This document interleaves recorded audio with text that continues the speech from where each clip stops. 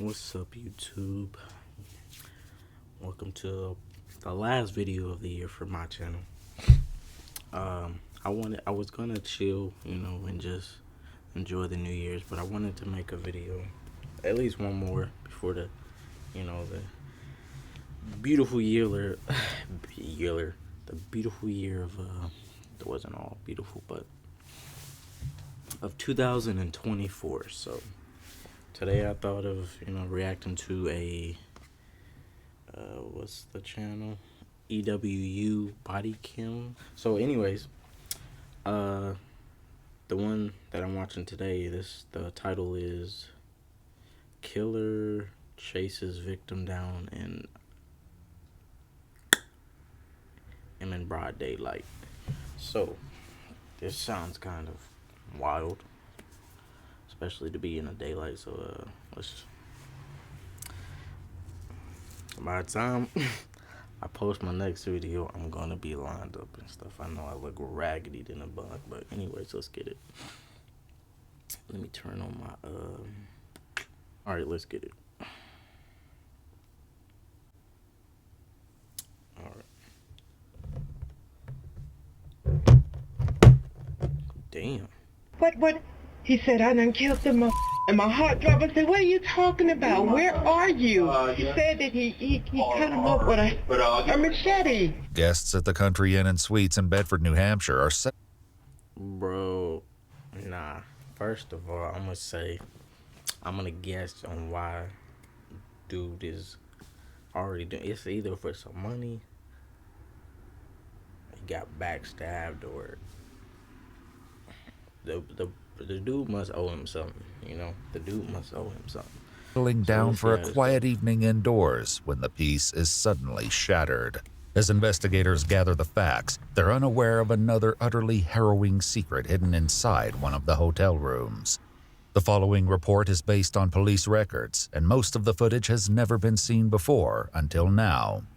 Please note that while the following CCTV footage is intense, it does not show anyone being physically harmed or injured. Shortly after 4:30 on August 21st, 2021, two men check into the hotel. The one on the left is 28-year-old Nathan Cashman, and the other is 42-year-old Theodore Lucky. While nothing seems amiss, Nah. The brother looks like he's yeah, somebody owe him something. Or I can already tell he's impatient. He's either about to steal something, or somebody owe him something, or something like that. And it just goes the wrong way. At first glance, one of these men harbors murderous thoughts about to be unleashed. And I mean, from the time I seen this guy, I don't know, I just had a bad feeling about. Ever wonder how constitutional carry affects your right to carry and your right to self-defense? We're hosting a 100%... Creepy. Minutes after this encounter, a witness in room 312 hears hair-raising cries from the hallway on the third floor. It sounded like a man screaming at the top of his voice, help me, and several times, 3 or 4 times. And then I heard somebody, it sounded like footsteps following him, behind him. And then I heard silence, but I heard like banging, like somebody was hitting the walls on the hallway a couple times. Then it was silent. And this is all things that you heard? I heard, yes. Did you see anything? And he probably in an area where it's just where it's like a bunch of old folks or something.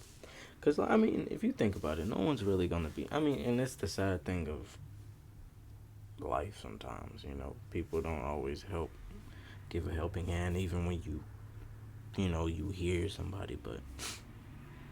No, I was not going to open the door. Okay. Although most witnesses stayed inside their rooms to avoid the danger, the hotel security camera captured the unfolding violence. A witness staying in room 218 notices two men at the end of the hallway engaged in an altercation. See? That's why you... grown folks out there, that's why you carry, bruh. That's why you carry. It don't even gotta be a firearm. It can be a knife. For your own protection, a baton, anything, bruh, anything that's not illegal in your state or country, it's protection, bruh. I got off the elevator. There was 2 men at the end of the hallway, one of which was beating one man with the hose of a fire extinguisher. And when they heard the elevator ding, they turned, and one guy was screaming, "Get the police," and the other guy started moving toward me that was beating him. So I ran to my room as quick as I could and got in with my key, and then I called.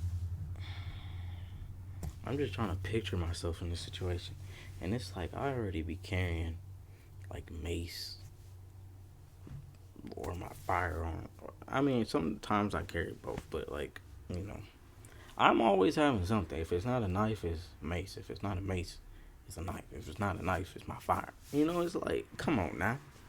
The main desk about 8 or 9 times and couldn't get through, and then about 10 minutes later I had police knocking on my door. Photographs taken of the crime scene show glimpses of this encounter near the second-floor window as guests struggle to avoid the bedlam. One of the witnesses describes a desperate decision Nathan was forced to take in a panicked attempt to save himself.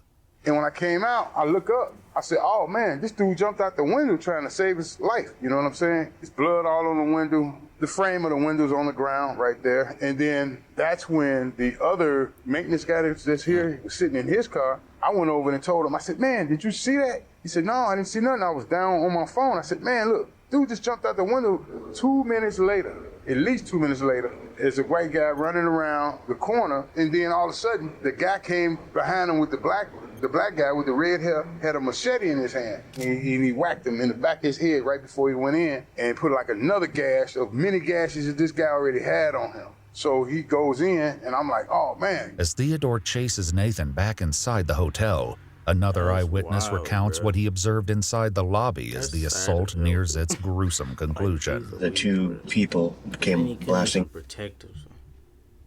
He couldn't even protect himself. Like that's a scary thought right there. Like sincerely, like not even able to have a chance to protect yourself against that. Into the door, and the one in the front, the other guy was chasing, was saying, "Please help, please help." I saw the guy hit him once, and then we just got out of there. That was the last thing we saw. Security camera footage further underscores Nathan's desperate struggle to escape the moat. And he's just walking. He's just walking nonchalant past the hotel people. So yeah, this dude, I want to know why he's doing it. Or is he, he must be, excuse me, he must just be crazy or something. It's not even no reason for him to do this. Malicious assault as witnesses look on in horror. As Theodore continues his relentless attack against Nathan, the front desk clerk inexplicably puts himself in grave danger while he's on the phone with a 911 operator.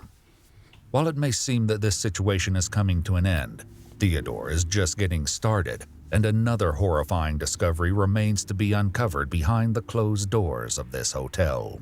This horrifying attack in the lobby lasted almost 4 minutes, but it'll take investigators much longer to uncover the reasons behind. Nah. He finished him off in the office, bruh. That can't be, dude. That's such a cruel assault. 12 minutes later, the medical team dude was tunnel visioned. If he didn't even arrives to check on Nathan. Paramedics note a deep laceration across Nathan's neck, suggesting that his throat had been slit, and declare his death. Unsurprisingly, a medical examiner will later note in the autopsy report that Nathan died from multiple chop wounds of the head, neck, and body. As Theodore flees the crime scene, officers are unaware that they're about to receive a lead from an unlikely location over 250 miles away. What's going on? My wife just got a call from her son. Okay. He just killed somebody in New Hampshire. Okay, he just got out of prison, apparently, and it's been back and forth down here. She come home, she's all upset. I'm watching the game, me and my cousin, she blew my high. She tells me, Junior just killed someone. Where the hell is Junior at? He's in New Hampshire. I talked to him on the phone. Sure it was him? I'm positive it was him, okay? And he's telling me, Dad, I understand, and I'm talking to him, telling him what not to do. Hey, I understand what's going on. He'll get killed tonight, okay? Because they're looking for him. More officers from the Asbury Park Police Department in New Jersey arrive on the scene, and Theodore's mother, Vivian Brown, relays. That's that's deep. That's deep. When you already feel like you about to lose. Oh my gosh, bro. Vital information. I got a phone call from my son. His parents feel. He was hysterical. He was cussing, and my son don't cuss around me. He's like, Mom, you was f***ing right. You was f***ing right. I'm like, Junior, what? He said, I done killed the mother. And my heart dropped. I said, what are you talking about? Where are you? He said that he cut him up with a machete at some hotel or somewhere. And I was like, where are you? Where are you? He said, I'm in New Hampshire. I don't know where I'm at. I said, well, whose car are you driving? I don't know. Mom, I'm lost. I don't know. I'm just going to tell you. I'll just tell you that I love you. I'm saying goodbye to you. I'm going away for the rest of my life. I don't give a damn. He's dead. I'm covered in blood. I don't know. Yeah. As New Jersey officers dispatch this information to the New Hampshire State Police, Vivian shares more about Theodore. He just got out of prison Mother's Day weekend, May the 7th. Has he ever acted out like this before? That's why he was in prison the last time. According to online reports, Theodore was convicted of sexually assaulting a 13-year-old minor in 2004 and in 2000. Nah. We no longer care. I'm sorry, parents, but yeah. Get this nigga gone. Get him gone. Get him gone. Get him gone. 12, he pled guilty to 2 counts of kidnapping and served a portion of his sentence in the Northern New Hampshire Correctional Facility, where he met Nathan. Do you know anyone by a Nate or a Nathan? He just got out of prison, too. Okay. Evidently, they were lovers in prison. Shocked by what their son has just admitted to doing, Vivian has reached her emotional limit with Theodore. Shocked? I mean, that is kind of... It's not funny at all. It is kind of a big-ass difference between assaulting somebody, especially different ages, and then years later, you talking about you just off somebody. So, I mean, I get that, but yeah, this dude is just a walking L, no pun intended. I'm not. Honey, as long as he's alive.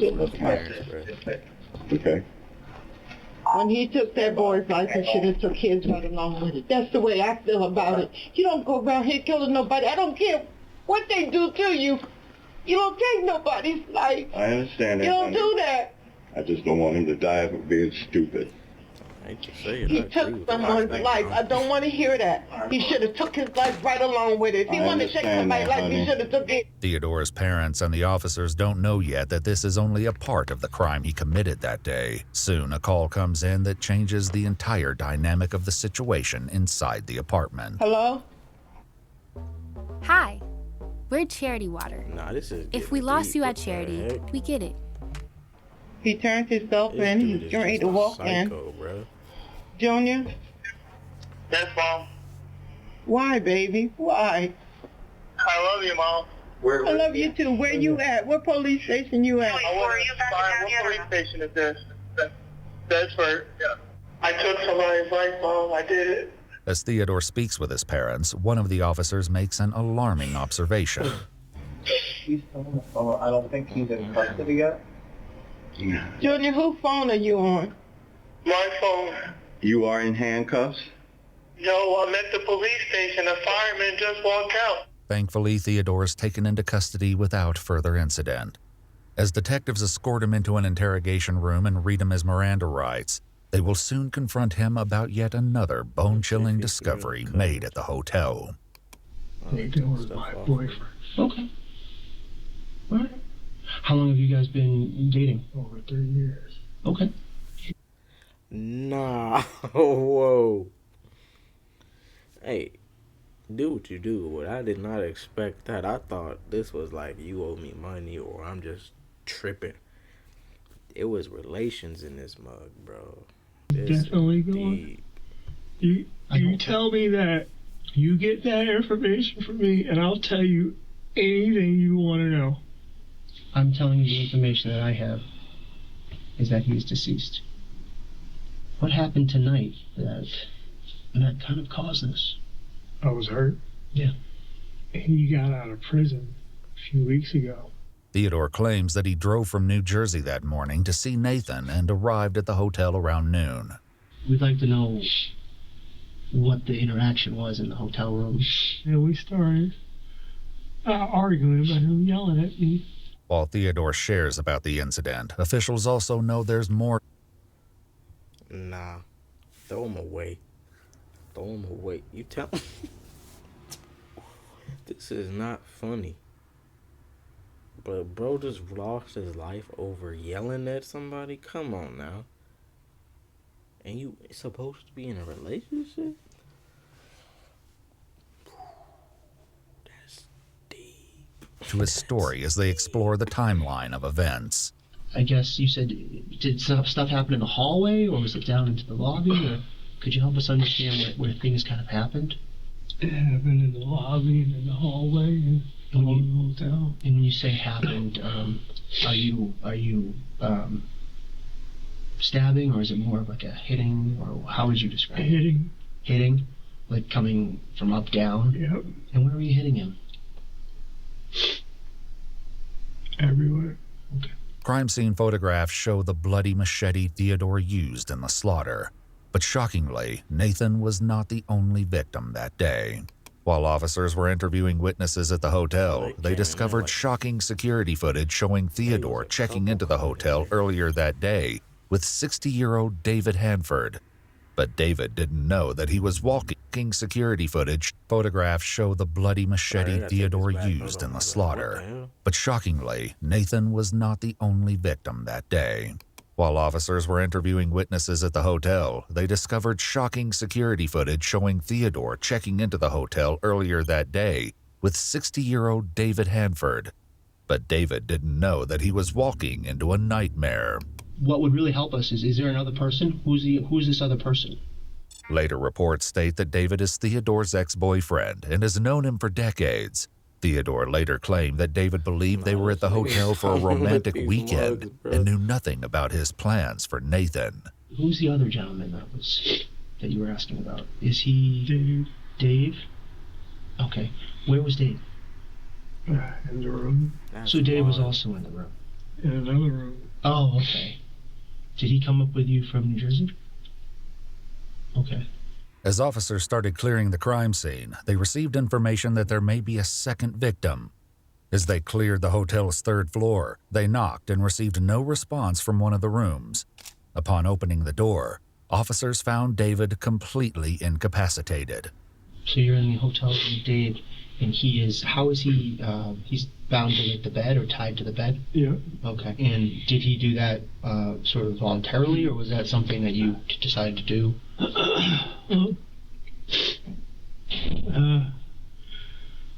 David, well, more so him, he likes the whole SM and bondage type thing. They found David covered in a hotel blanket with a belt wrapped around his neck and clear tape covering his nose and mouth. It appeared he'd been dead for some time. While it's still unknown what prompted Theodore to commit this horrifying act, the eventual answer is something none of the detectives anticipated.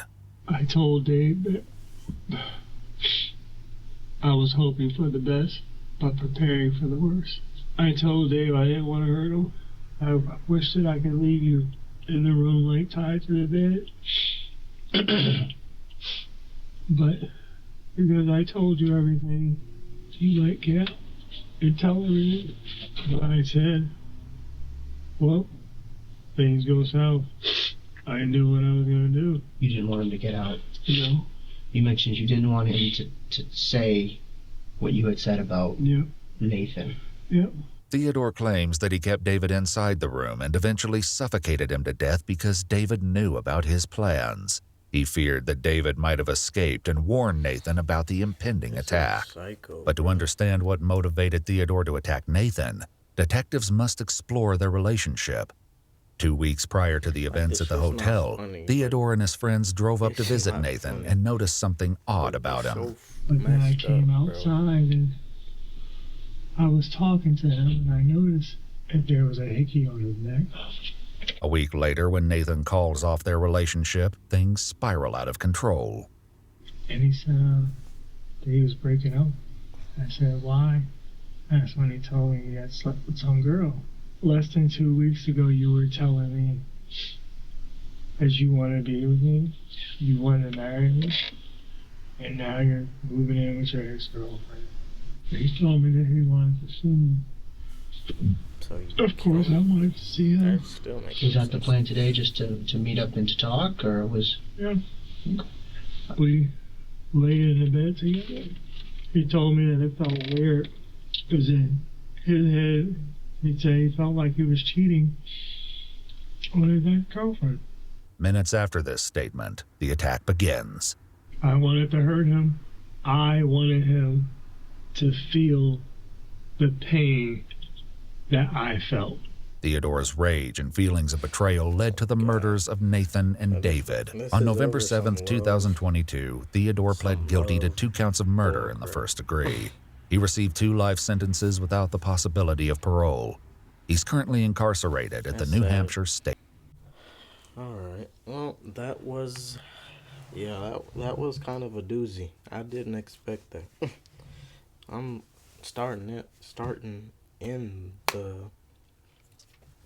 video, I'm thinking it's about somebody owing money or just turn. I mean, he did kind of just flip the switch and go psycho, but I didn't think there was going to be like any intimate relations dealing with this. So, and then the poor old guy, like, I didn't mean to laugh, I'm sorry. May he rest in peace. May they both rest in peace. But damn, that is such an unfortunate situation. But anyways, that was the video. I'll put the link to the original video in the description below.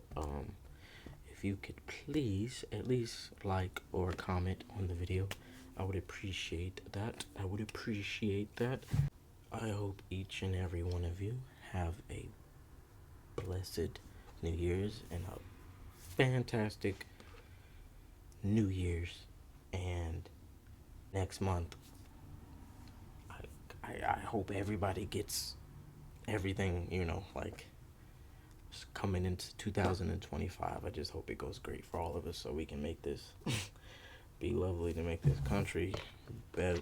But yeah, you know how that goes. But anyways, thank you for stopping by. Thank you for checking it out. I'll see you in the next one.